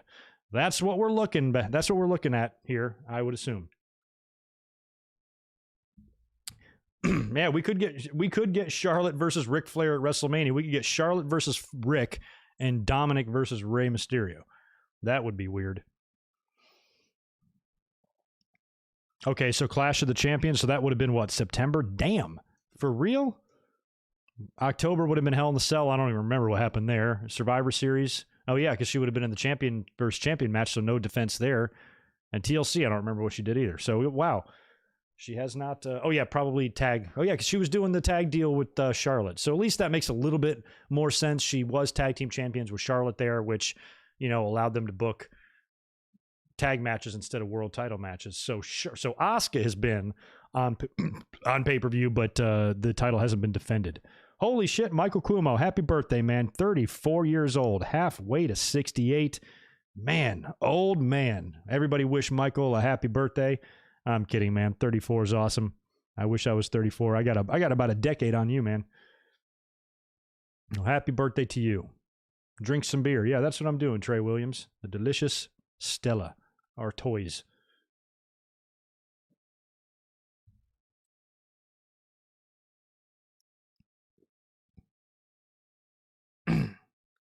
Okay. Transferring Heat's got a decent layout there of what they could do for WrestleMania. So you could do Charlotte versus Asuka, which the seed was planted for tonight. Asuka wins. Charlotte goes full-blown heel afterwards. Ripley shows up to challenge Charlotte for her revenge. Becky shows up for her rematch with Asuka. So you've got Asuka keeping the belt and going into Mania to face Becky. And Becky, as we remember, last year gifted the title to Asuka. And she's held it ever since. Or well, she dropped it to Sasha Banks. Do I have that right? But Asuka, aside from that little small drought with the title, I think when she passed it to Sasha, she's been champ pretty much that whole time, right? So yeah, that would be a good match to do. Asuka versus Becky Lynch. That is a match we've gotten, though, on pay-per-view recently. Actually, the year that Becky Lynch won the Royal Rumble, she lost to Asuka, correct? In the match at the Royal Rumble. So I don't know. Maybe. I could see all that. Wouldn't be surprised to see Becky get back, but that just depends on her. We have no idea what her intentions are. We don't know if she wants to go balls to the wall and get back and have her career while she can, or if she wants to take a year off and be a mom. It's her choice. Either way, we got her back on this channel. I'm in the main event? All right, maybe. If I don't want to be in the Lashley match, he will kill me. But maybe I could do something in the Edge and Roman Reigns match. No, they'd kill me too. I better not.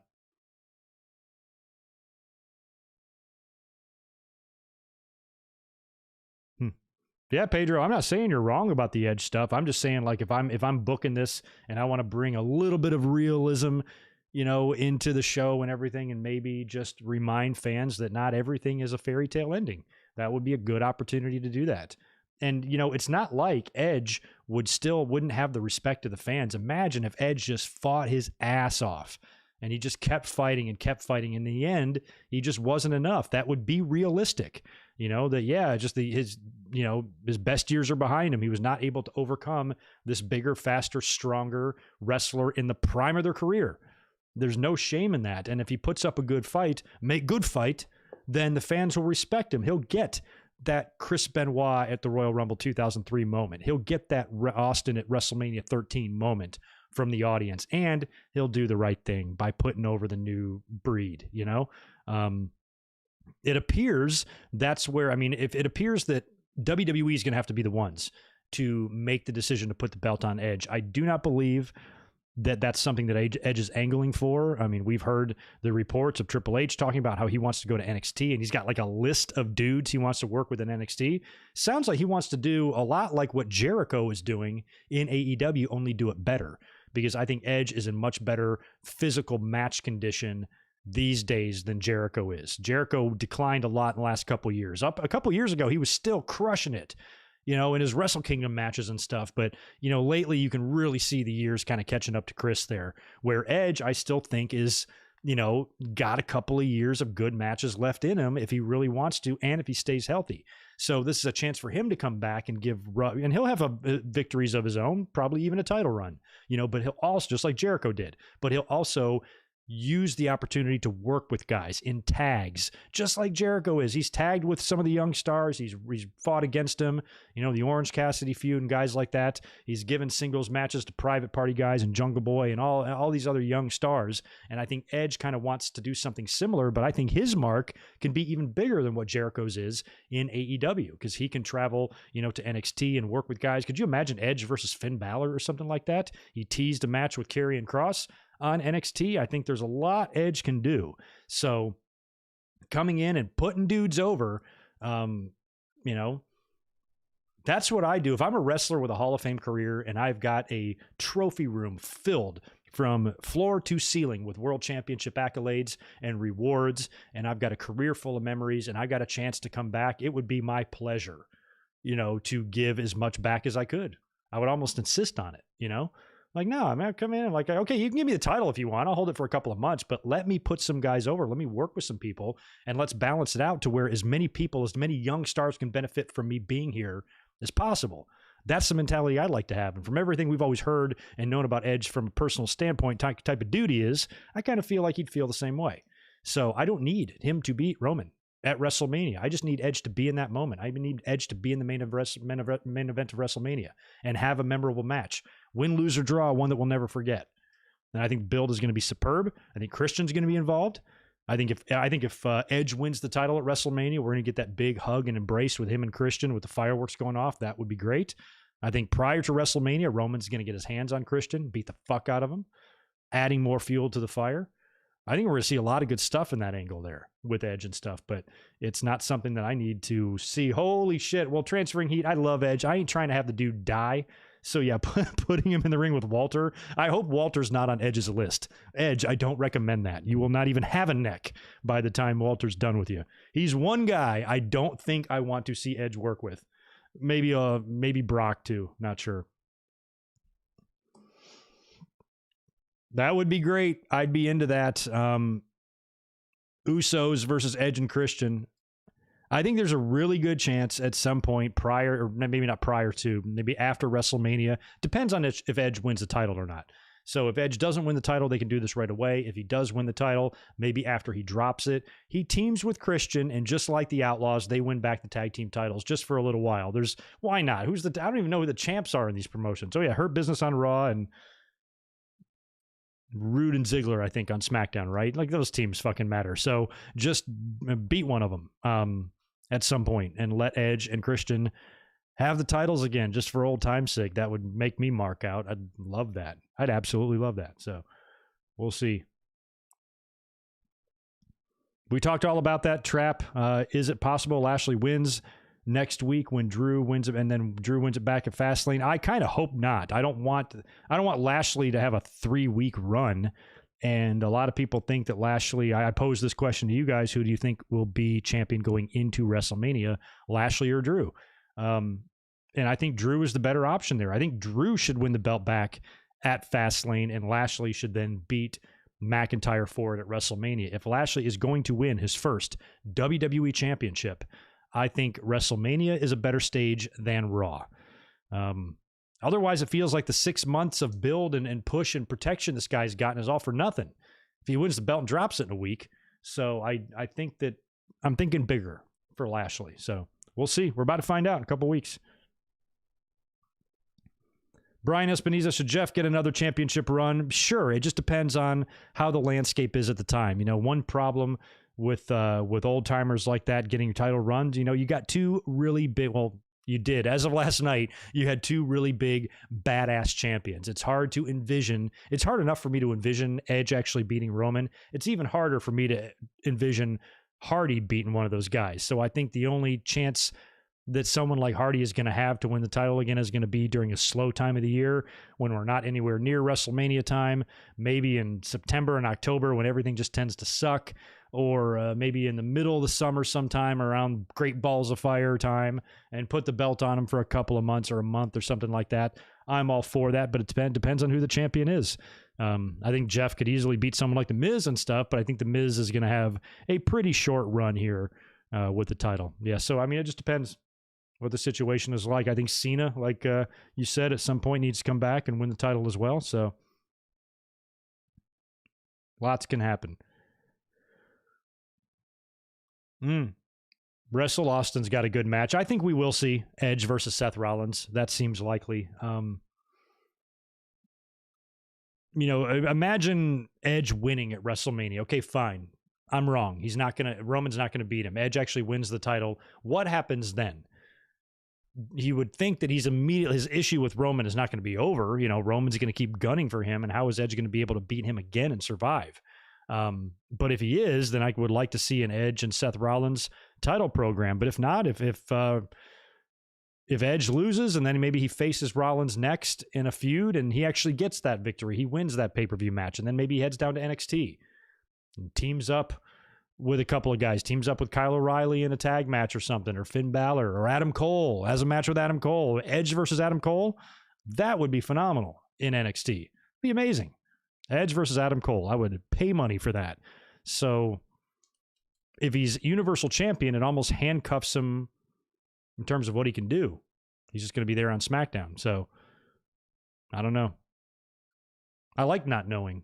I like WWE not making it completely obvious. Now, part of this, they're not being mysterious here because they're trying to keep the fans guessing. I think they're being mysterious because they truly don't know what the fuck they're going to do either.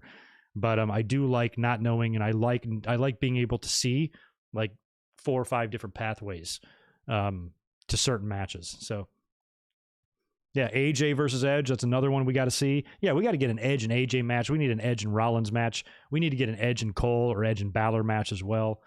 We know we're going to get a couple of Edge and Roman matches. We got to see Edge team up with Christian at some point, maybe get a run with the tag belts.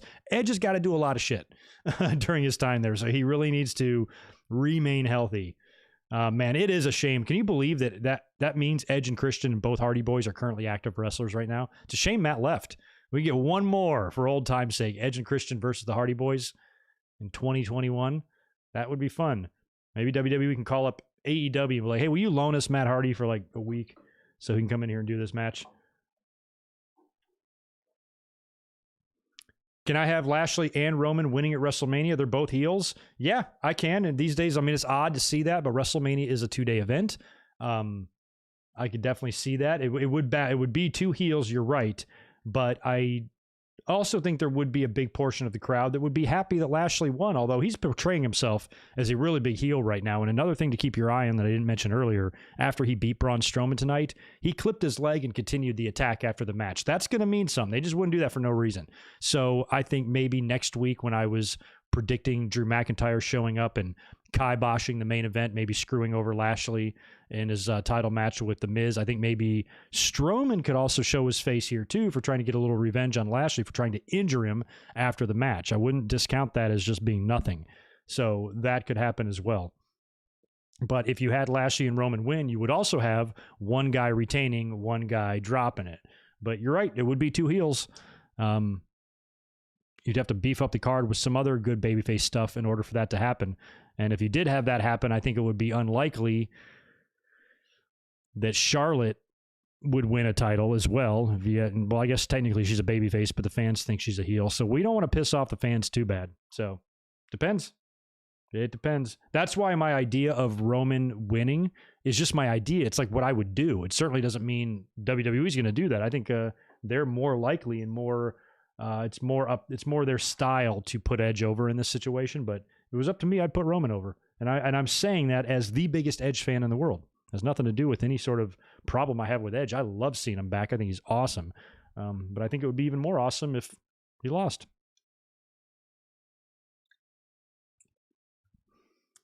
Wow, too bad they couldn't do that at SummerSlam 2020, K-Dog's Kennel, on the 20-year anniversary of the SummerSlam 2000 match that they had, Edge and Christian versus the Hardys in a TLC match.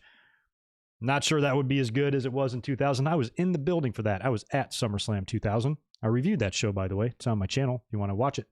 That was a great match. Don't think they could quite live up, and the Dudleys were involved in that too, but don't think they could live up to that degree in 2021. Thanks for 5 more from you, Deshaun Robinson. Appreciate that. Do you think Rollins will do anything with Roman in the future? Heel or face? Did you hear about Anna Jay unfortunate injury? I saw that she was out. Did not see what happened to her. That sucks. How bad is the injury? I did see something about that. Didn't read the details though.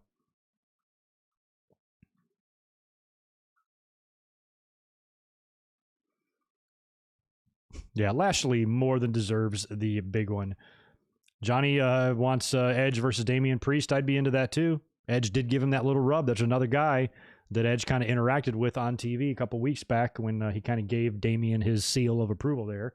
That could be another good match to have. There's lots of opponents for Edge. It's just a matter of him staying healthy and just being able to keep working. Try to get as many of those matches as we can. And there's nothing wrong with Edge like losing at WrestleMania and then winning the title down the road later this year or something like that. I'd be fine with that as well. Because you got to also think about, WWE always puts over the big stars and stuff, but if they actually went with Roman here, I don't want to hear any fans complaining because they always bitch that, WWE relies on stars. Oh, they're just putting the belt on a legend again. Here they go again or whatever. So if they have Roman beat Edge and, Lashley wins and you're, putting over these, not retired guys, finally the current roster are going to be the stars of WrestleMania. I remember at WrestleMania 12 up the road here in Anaheim that year, all of a sudden, out of nowhere, just no more celebrities, just not there. Finally, the wrestlers were the stars. And I'd like to see a WrestleMania here in modern times where the main roster are the stars of the show, not Undertaker and Cena and Goldberg and Brock and guys like that.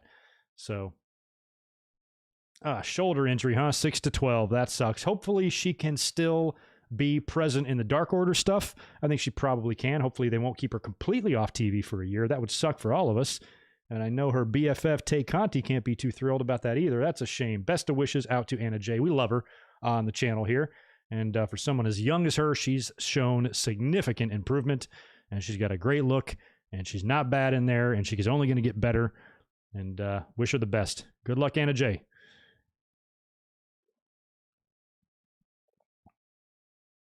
They might bring back the heavyweight title. I'd love if they brought back the big gold belt, but I don't see that happening. WWE really enjoys having that big, ugly-ass WWE logo covering the entire belt.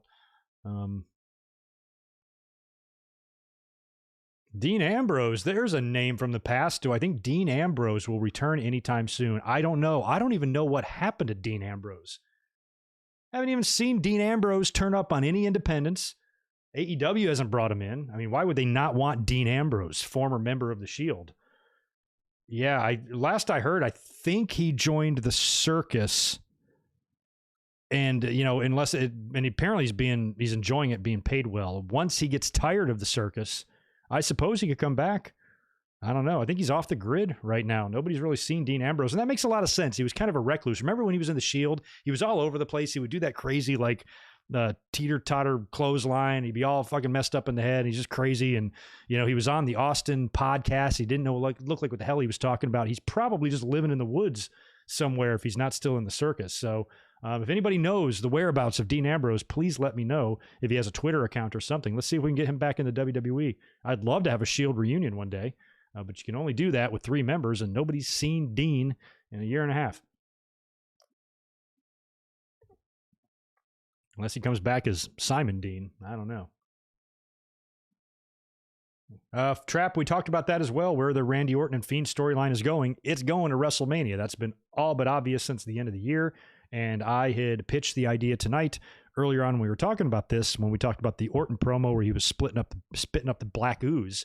I think that at this point, since we've all been wondering and speculating when the Fiend is going to come back, just hold him off till Mania. Let's not see him again. Let's book this Kane and Undertaker WrestleMania 20 style, where you don't see him. And if he's going to have a new look or a repackage or something like that, let's look at that for the first time at match time at WrestleMania. And you've got Alexa Bliss there who can handle a lot of the build. She can do a lot of the stuff. She can make the match. She can issue the challenge on the Fiend's behalf.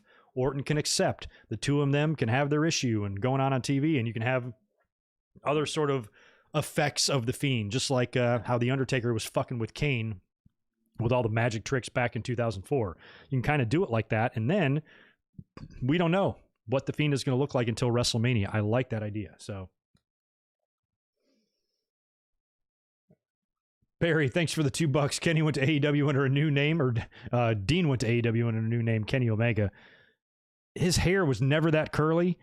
They might be related, but it's not the same guy. Yeah, Kenny Omega, WWE champion.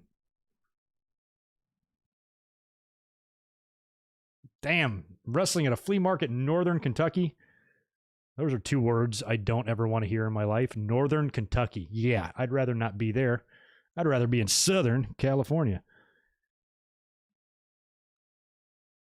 Yeah, anyway, what else do we have to talk about going on in the news here before I sign off? I've been going about an hour and a half now.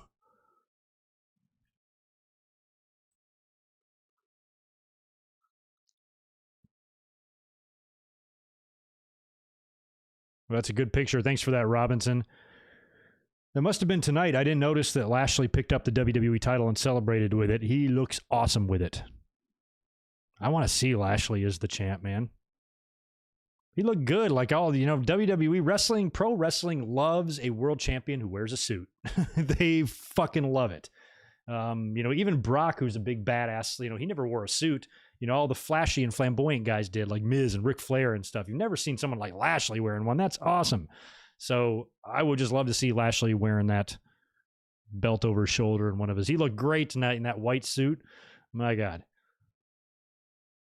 I think I like Lashley so much because we look so much alike. You know, if he works out a little bit more, you know, he could eventually, you know, look just like me, but we're still pretty similar. And I think that's why I'm kind of drawn to him. Just the bald head and the ridiculous muscles. It's you know, that's what we got going for us. Impressive win either way though for Lashley over the Strowman. No, Barry, I have not even been on the Peacock yet. Haven't even pulled it up. It's here. It's on my, I think it's on my Roku, I think. So I better get on the ball there because we got Fastlane coming up. And I know Peacock's probably got a ton of shows. It's an NBC app, right? So it's probably got tons of old shows and sitcoms that I like. I just don't watch anything current. So I've really had no use for Peacock, but I'll get on it. Apparently, according to what they said last night on the pay-per-view, that Fastlane will be still available on the WWE Network. So that's more details that I don't know about. I don't know how long the network hangs around. I don't know if it's completely gone once the official complete transition is made or what. But apparently Fastlane will be allowed or will be available on both. And maybe there will be a little grace period there before it all fully transfers over. And WrestleMania, I think, is only going to be on Peacock. So I got to get into that, start looking around. Don't know much about it, but streaming apps are easy to use. So I'm sure it's just like the others. The Fiend already needs a repackage. Yeah, he got burnt up. He ain't got no package left. His package was burned. Your house burns down, you need another one. So same thing's happening to him. A review on Punky Brewster. I saw that. Were they redoing a revamp of that? I remember. The first Punky Brewster, that was a big deal when I was in elementary school. Every time I turn around, I see the girl who turns my world around. Remember that? Fucking great.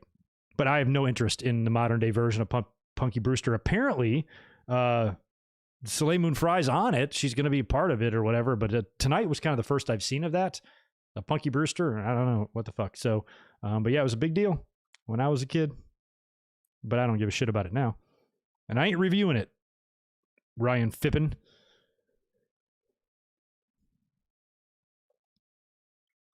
Why do I think SmackDown is so much better than Raw? I wasn't aware that I said that. I think it is, but I didn't say that. So why are you axing me? Remember, the network stays same outside the U.S. Yeah. Outside the U.S. Yeah, this is just for the Peacock stuff is just for the United States. So I apologize for those of you overseas, not trying to confuse you. It's just for us and Canada, I believe.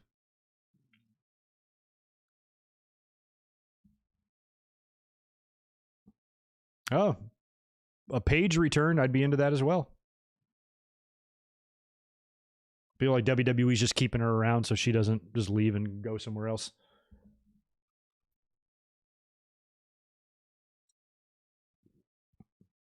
Oh, yeah. You're probably right about that, Barry. I get it. So when they said, yeah, I'm stupid. I'm forgetting that United States and Canada aren't the only audience members of WWE. So when Michael Cole was telling us it was available on both, that's because not everybody is using the Peacock. Makes sense. Took me a little while to get that. Thank you for that, Barry. I'm slow. Sorry about that. I'm with you, Melissa. I love the old Punky Brewster. I don't even know if I loved it. I watched it. I wasn't like a mark for it or anything. It brings back fond memories, but I was never... There's a lot of shows that I maybe saw but never loved. I hated Saved by the Bell. We talked about that a couple of weeks ago in the unfortunate passing of Dustin Diamond. But how bad I hated that show. And I have two younger sisters, and they watched it, and I always thought it was so dumb, and it was unrealistic. And I was too old for the show. I was already in high school or out of it. No, I was in high school when Saved by the Bell was on. And I was like, I'm at school every day. It ain't like this. This is not how high school is. It's fucking bullshit. And I just thought it was dumb. It was corny. It was cheesy. And the best thing you can ever do with your life is go on to Funny or Die's YouTube channel and watch Zach Morris's Trash. And that will give you all the information you need to know about what Saved by the Bell really was. So go check that out. It's a fun series. I couldn't get enough of it. I binged watched like 50 episodes one night. Because that guy was a piece of shit. I'm sorry. Zach Morris, what an asshole. Oh, yeah, SRS is a Kentucky guy. My bad. And when I think of Kentucky, I just think of that melting candle, Mitch McConnell, and how fucking dumb they are there.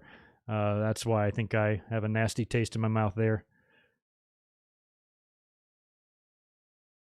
who is the new champion? The Miz, man. The Miz is the champion. He did survive tonight. He did not have to defend the title. He will have to defend it next week against Bobby Lashley one-on-one in next week's Raw main event.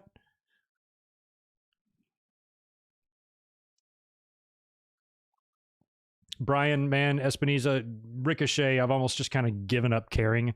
He's too good. Wish he wouldn't be there and just still be doing other stuff. I mean, if he was in AEW, I just think he would be part of the main event. You know, those crazy 10-man tags they have every other Dynamite on Wednesdays in the main event. He'd be a great addition to that. You put him in Japan or something. You give us another Ospreay and Ricochet match, and I'll be very happy. Or chuck his ass back down to NXT, man. We talked about the possibility of Andrade going back to NXT. He's been sending out some tweets lately holding up the NXT title, and we talked about that on Saturday's podcast, and I was like, if he goes to NXT, I want him for them to bring back the Cien Almas and bring that part of his name back. And Ricochet's another guy that you can just put there and just let him have kick-ass matches that actually mean a little bit more than what they do on Monday Night Raw. So Ricochet is a complete disappointment to me because he's too talented to not do anything, although it's not like he's in catering. A lot of people say, oh, all you are is in catering. Not really. Ricochet is on TV more often than he's in catering. So I don't really subscribe to that theory that he's never on the show. He's on the show a lot. He just doesn't do anything meaningful. He doesn't do anything significant at all under any circumstances, never. And I've referenced this match a couple of times. A couple of years ago, the King of the Ring tournament that they were doing on Raw, he beat Drew McIntyre clean in a great Raw match. Where's that Ricochet? What happened to that guy? The North American title Ricochet from NXT, diving, doing a front flip over the top rope, landing in the entranceway and walking right up and facing his opponent nose to nose. That's great shit. I want that guy back. He ain't that guy now. That sucks. Because when you're young and athletic and talented like that, I would be going stir crazy. I'm like, I'm wasting the best years of my life, here, with my ability, my physical ability to be out there and make money and make waves and stuff, and they're not doing anything with me. I'd be very frustrated. But at the same time, big paychecks sometimes ease that pain. You know what I mean? And that's why we talked about John Morrison last night. I can't believe he'd go back to WWE. I'm like, well, at least he left for 10 years, spread his rings. He probably satisfied that creative urge that he had to not be micromanaged and held down by the politics in WWE. And he went and did stuff in Lucha Underground and Impact and traveled all over the world and continued to wrestle and do it his way, and then decided at the end of his career, come back to the WWE, take a contract, set yourself and your life up financially for the rest of your life, and call it a career. That's smart business. I don't really blame him for that. So yeah, it doesn't look like he's doing a whole lot on Raw, but on WWE TV, but he is side by side with the WWE champion now, and so that's something. And he had a great match, hell of a match tonight against Riddle. So some guys are content with that, and there's really nothing wrong with that, especially if there's big money in it for you.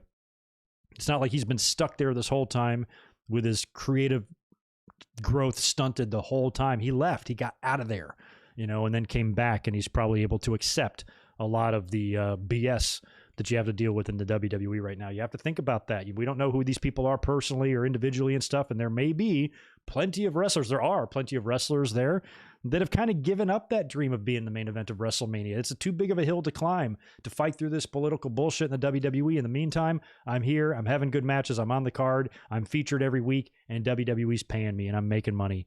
And, that's very important. Financial security is important. And if you're making this type of money, sometimes maybe you don't care.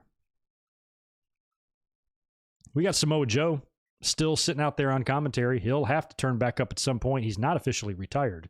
So at some point, Joe could get involved. That might be Samoa Joe could be a fun night after WrestleMania angle. Night after WrestleMania, somebody fucks with him on commentary, and off come the headset, pulls off the jacket and just beats the shit out of some guy in the ring. That might be fun. And then he gets on the mic, I'm back, and he slams down the mic, and maybe they bring Beth Phoenix to Raw to call some matches. I don't know. And then just replace him with somebody else, and Samoa Joe can be back. I would love to see that happen for Raw or for Samoa Joe. Yeah, in all the discussion we did earlier on with the whole world title scenario, we did not mention much about Sheamus. Now, Sheamus was eliminated last night from the Chamber, but he still does own a pinfall victory over McIntyre, a victory that I thought McIntyre would avenge last night. I predicted that he would pin Sheamus last to win the match. That didn't happen. Somebody else pinned Sheamus. So you still feel like Drew owes him one, and we could get a Drew McIntyre and Sheamus grudge match perhaps at at Fastlane and SummerSlam. What the hell am I talking about? At Fastlane. And, you know, shit, maybe, or WrestleMania. Maybe Drew isn't involved in the title match, but I still believe he will be. I mean, fuck, what if he did that? We didn't talk about that scenario. Somebody brought up Brock Lesnar. I had Brock Lesnar more penciled in for a SummerSlam idea. If we were going to get that dream match between Brock and Lashley, to do that for SummerSlam, but maybe there is some groundwork laid for that to happen at WrestleMania. If you put Drew and Sheamus at WrestleMania in a grudge match or a gimmick match of some kind to settle their issue, and then you have Lashley beat The Miz for the title either next week on Raw or Fastlane or whatever, and then you have Brock show up and challenge Lashley for the title, we could get Lashley and Brock at WrestleMania, but I don't think that sounds reasonable. That would add so much confusion, because if Brock comes back, what does that mean for Paul Heyman? That would be pulling him in a lot of different directions. Plus, it would immediately take the focus off Edge and Roman and put the focus on Roman and Brock, because now Paul Heyman's in the middle. What does Paul Heyman do? And if Brock does all this on his own, you know you're just waiting for a Brock and Roman scenario after WrestleMania. You know, maybe you put the belt on Edge, he beats Roman for the title, Brock wins the title on Raw, then you move Roman to Raw, and you got Brock and Roman now. Yeah, it's getting way too convoluted there. So I am surprised that Brock could potentially sit this WrestleMania out. But with that being said, I almost think it's the best decision. Unless Brock comes back, and because that's the thing, when Brock comes back, I can't see Brock just immediately being beat again. I think when Brock comes back, he's got to win a little bit. So maybe, like he had that match with Dean Ambrose, missing Dean Ambrose, who we talked about in a minute, really missed that guy. No idea what happened to him. They had that match at WrestleMania in 2016 at 32 that sucked, but it was still a non-championship match for Lesnar. He also worked with Undertaker in a non-championship match. So Lesnar could come in and work with somebody in a non-title type of way.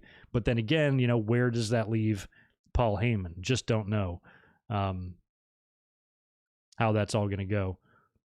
Might be a cool ending to Roman and Edge. You know, we talked about the problems with my idea of Roman beating Edge. That match is all but certainly going to be the main event of night 2. Do you close out WrestleMania with a fairy tale ending being squashed and a heel celebrating? It's hard to envision them doing that. And if that were to happen and Roman is celebrating, maybe Brock hits the ring, hits Roman with an F5, and they treat it like a TV episode, like a Raw or a SmackDown, and Brock holds up the title as the show goes off the air. But that might be tough to pull off too. I don't know. If it was up to me, I would hold Brock off. I mean, Brock and WrestleMania seem to go hand in hand, but this is one I think they can afford to have Brock sit out. He can come back after the fact, after the WrestleMania dust settles, and then you get, oh man, Lashley and Lesnar in a fight pit. Holy shit. And you get Lesnar in there, and then maybe from there you do something with Lashley, but I still think you have to pay off and figure out what you're going to do with Paul Heyman, because the minute Brock comes back, that's going to be topic one on the fans' minds. Where does that leave Paul Heyman? And if he is not with Brock, you know, what is that going to mean for Brock's relationship with him and possibly with Roman Reigns? And I'm really excited for when that eventually happens, when Brock Lesnar shows back up, and he has to decide what he's going to do. Is he going to be mad at Paul Heyman for aligning himself with his arch enemy, or is there going to be a mutual respect and a two-man power trip between Brock and Roman Reigns, which would be sweet? Or is it a totally different direction? I don't know. Maybe Brock goes babyface, goes on his own for a while. Let's Heyman hang with Roman. MVP could be backing up Lashley, and then Brock has no backup or no mouthpiece. Lots of ways to do it. Boombox Brock as the host of WrestleMania. I'd be into that. Do you think we're going to get a host this year? Did we get one last year? I guess Gronk, right? Ugh. Gronk. I forgot about him. Yeah, we might get a guest host this year. I wonder who that could be. Not Hogan again. Probably not Brett. Probably not Shawn or Angle or The Undertaker. Oh, God. Mark Calloway, the special guest host. Yeah, probably going to get Cesaro and Seth Rollins facing as well. So, yeah, lots happening. But anyway, I think that's going to wrap it up for this episode. Kind of ran out of things to talk about. We got into all the news. We got into tons and tons and tons of WrestleMania and Fastlane speculation. So let me know if you're watching this later on demand what you think of all this stuff in the comments below. I apologize, Nick Musser, for leaving. What's going on, man? Good to see you here, but we are about to peace on out of here. I hate to strand this many people in the chat, but I think we've kind of exhausted our notes for this evening. And you might see me again midweek, but as of right now, my next planned episode is going to be Saturday for the Winged Eagle podcast, then Sunday for a WrestleMania 17 watch along, and then 1 week from tonight, right back up here again, immediately following Raw, with potentially some big news because we have Lashley and The Miz main eventing next week's Raw for the title. So there's going to be a lot going on this week. So stay tuned. And like I said, make sure you subscribe if you haven't. You guys take care. Have a good rest of your Monday night, and I will catch you